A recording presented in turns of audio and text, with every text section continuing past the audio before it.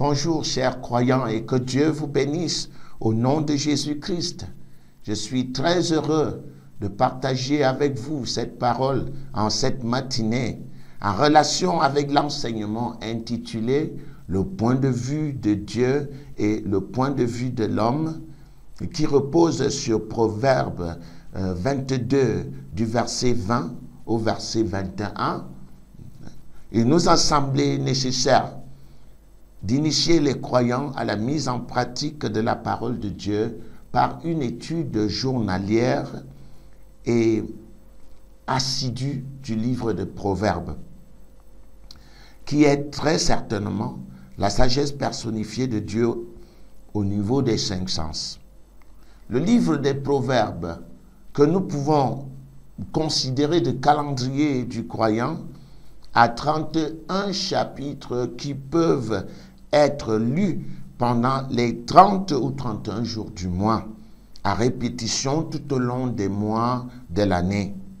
Nous croyons que ces versets qui communiquent la sagesse divine permettront aux croyants de commencer à expérimenter les solutions divines au niveau des sens.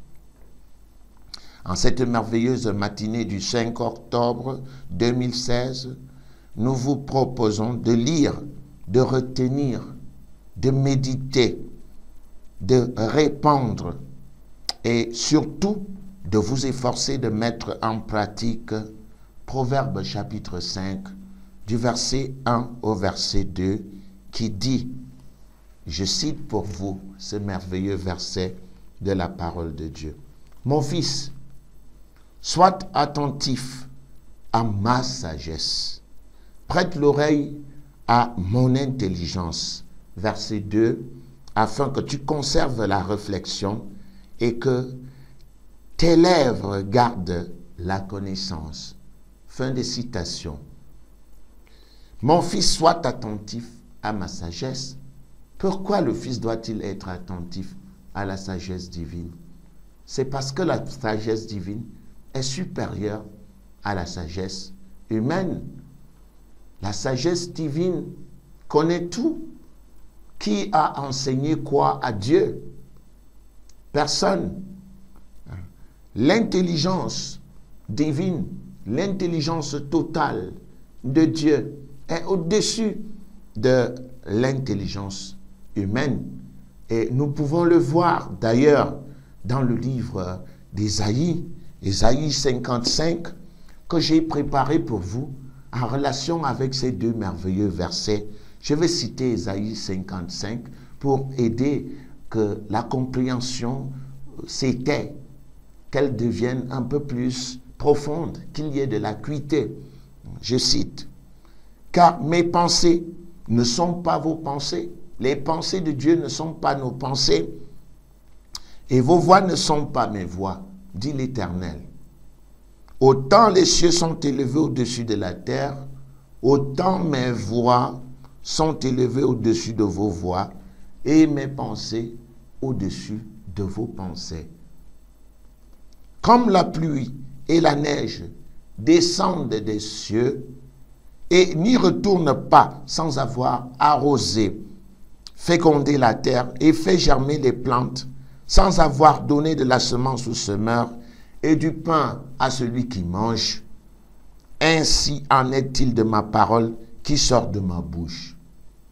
Elle ne retourne point à moi sans effet, sans avoir exécuté ma volonté et accompli mes desseins. » Assurément que la parole de Dieu est puissante, qu'elle a de la valeur.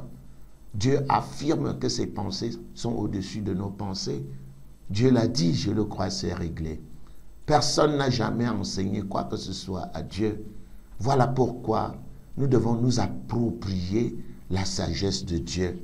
C'est la raison pour laquelle Salomon, l'Ecclésiaste, conseille au Fils, au travers de la bouche, de sa bouche, qui est la sagesse personnifiée de Dieu, d'être attentif à la sagesse divine. Et nous pouvons dire que nous devons retenir notre attention sur Mon fils, sois attentif. Retenir son attention sur la sagesse ou connaissance appliquée de la parole de Dieu. Et prête l'oreille à mon intelligence. Prêter l'oreille ici, c'est faire attention, avoir une écoute attentive.